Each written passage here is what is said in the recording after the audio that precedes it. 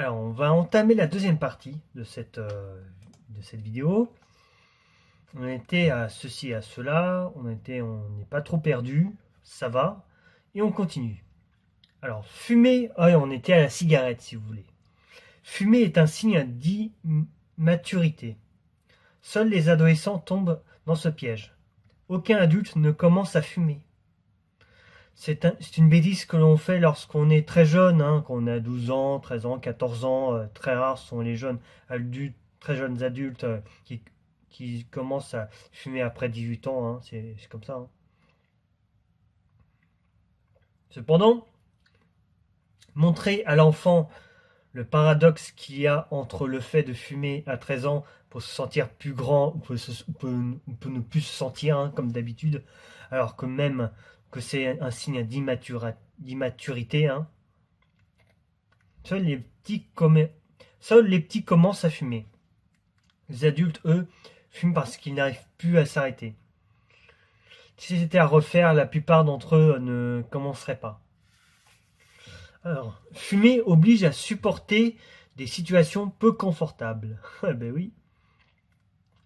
Afin d'assouvir le besoin de fumer, il faut sortir par tous les temps, acheter des cigarettes alors qu'on pourrait rester au chaud chez soi, hein, comme moi par exemple.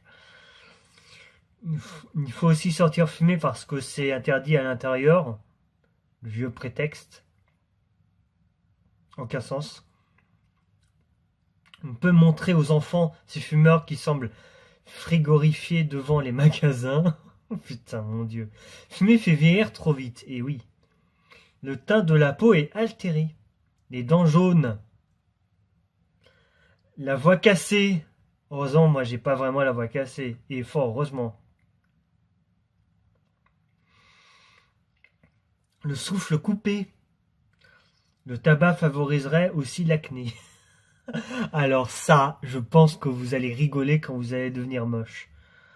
Fumer met en danger les enfants à venir. Et oui.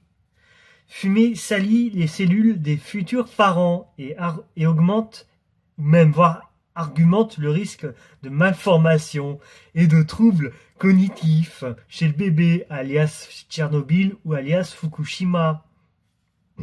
Pardon. Y compris si la future mère arrête de fumer avant d'être enceinte. Des études ont montré un lien entre la consommation de tabac avant ou durant la grossesse et l'apparition de pathologies neurologiques, autisme, hyperactivité, je viens d'en faire un juste à l'instant, dyslexie. Ce n'est pas étonnant que lorsque qu'on sait que les cigarettes contiennent de très nombreuses poisons comme le goudron, donc de l'ammoniac aussi, arsenic, goudron, je viens d'en parler, et même du polonium 210, du polonium, poum poum, bienvenue. C'est quand je vous dis Tchernobyl et tout ça, c'est vrai ce que je vous dis. Et je crois qu'il y a même peut-être du plutonium, si j'ose dire. Voilà, bon, j'espère que vous allez bien vous amuser avec ça. Donc, pour une personne qui fume 30 cigarettes par jour... oh putain, je m'amuse. La dose de radiation fournie par le polonium équivaut à celle de 300 radios de poumons par an. Et ça fait marcher l'économie aux médecins, bien sûr. Et comme l'organisme a tendance à stocker la radioactivité reçue, comment un bébé fabriqué au sein d'un tel organisme pourrait-il être indemne? Les petits cochons. On se sent gourmand après. Voilà, donc ça c'est au niveau de danger de la cigarette chez l'enfant. Ou chez l'adolescent, je veux dire. Mais de toute façon, je m'en fous, c'est pareil. Hein. Et là, on va taper une autre partie. Bon, je sais, il y avait déjà une suite, mais là, on est là, on enchaîne. Hein, Ça concerne cette fois l'alcool chez l'ado. Dans notre culture, boire est un signe de convivialité. Hein, comme au Japon, on boit du Asahi et on se sent plus. Enfin, et on se sent convivial, si j'ose dire. On ne peut pas concevoir un repas entre amis sans une bonne bouteille de bière, par exemple, comme je viens d'énoncer. Nos jeunes apprenant donc très tôt que boire est lié au plaisir. Oui, boire de l'eau, oui, c'est un plaisir. De l'alcool, non. Vraiment, c'est mauvais. En fait, c'est situationnel. En fait, c'est temporaire, si vous voulez, je veux dire. Donc comment pourrait-il se méfier de l'alcool une fois en âge de s'en procurer? À l'adolescence, il faut savoir que c'est interdit de consommer de l'alcool à l'adolescence. Parce que ça tombe sous le coup de la loi. Alors, bon nombre d'entre eux manquent d'assurance et comptent sur l'alcool pour se défouler ou se détendre en soirée. Au choix, hein. Comme vous voulez, j'en ai rien à foutre. Se désinhiber afin d'oser parler dans ceux, alors qu'on en a rien à foutre. Tout comme fumer. Mon Dieu. Boire sert aussi à faire comme tout le monde. Boire. Moi c'est de l'eau. Hein. Moi, l'alcool, c'est de l'eau. Hein. Cherche pas, c'est de l'eau.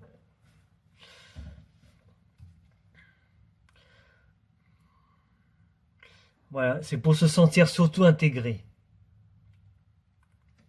Ce que j'ai là, hein. On est bien d'accord. Il faut faire comprendre aux enfants qu'il n'est peut-être pas dangereux de boire occasionnellement un verre de vin et un apéritif lors d'un repas, mais que c'est une boisson qui n'est pas anodine. L'alcool doit être bu avec parcimonie. Même pas en rêve. Même pas en rêve. Car à trop forte dose, il est très dangereux. Ça, c'est sûr qu'il est très dangereux. Ça, je doute pas. L'alcool tue. Bah oui, hein, l'alcool, c'est pas de l'eau. Sans même conduire un véhicule. Magnifique. Traverser sans faire attention peut être fatal. Et oui, faut pas oublier.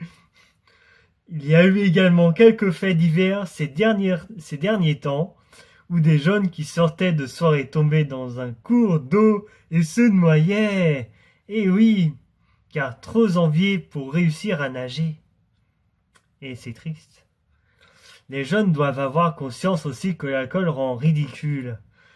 Combien de fêtards se sont retrouvés dans des situations humiliantes où se sont comportés de façon minable après avoir trop bu, hein? Cela peut être un argument convaincant, car les adolescents sont très sensibles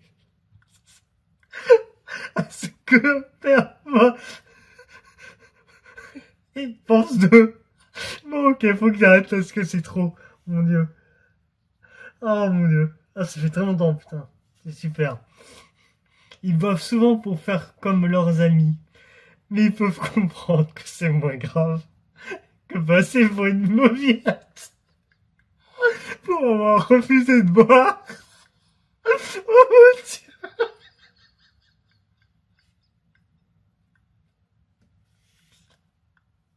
Oh mon Dieu. Oh putain. Ah, il faut que je continue. Putain, faut que je continue.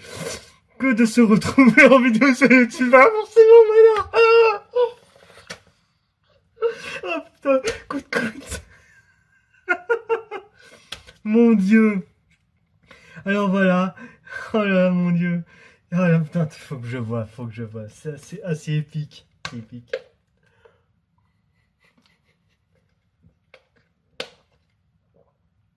J'ai failli avec travers, je te jure. Voilà. Ivre et à moitié nu. Ou dans une position dégradante.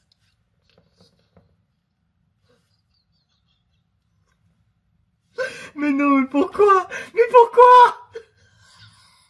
Oh non, mais pourquoi ça c'est n'importe quoi? Normalement, c'est un truc sérieux. Oh non, mais putain. C'est vrai que c'est débile, mon Dieu. Oh là là là. Oh Dieu. L'alcool, mon Dieu. Oh mon Dieu. Bon, faut que j'arrête parce que là, c'est pas possible. Oh là là, mon Dieu. L'alcool peut créer une dépendance et engendrer une maladie. Bah oui, malheureusement, l'alcoolisme qui détruit la vie du buveur et de son entourage.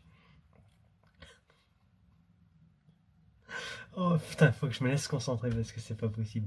Alors que l'alcool est apprécié pour favoriser la convivialité, il finit par détériorer les relations. Bah oui, la HDA, c'est une vidéo conviviale, ce que vous faites.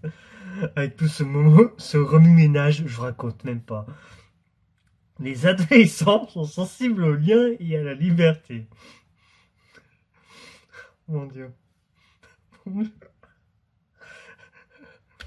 Leur faire comprendre que boire peut compromettre leur relation et leur priver de liberté lorsqu'ils ont bu, ils ne contrôlent plus leurs paroles et leurs comportements. Ils perdent la maîtrise de leur vie et peuvent dire ou faire des choses qu'ils regretteront. Bah oui, forcément. Voilà, j'espère que cette vidéo vous a plu. Faut vite que je boive un coup parce que là, on a fait la totale. Mais quand je dis la totale, c'est vraiment la totale. Voilà, j'espère que cette vous a plu et que je pense que vous êtes mort de rire en regardant cette vidéo. Je sais que vous allez vous rigoler. Pardon, voilà, bref. Donc à très bientôt pour une nouvelle partie, pour une nouvelle vidéo, une nouvelle partie de ce sujet. Allez, ciao à tous.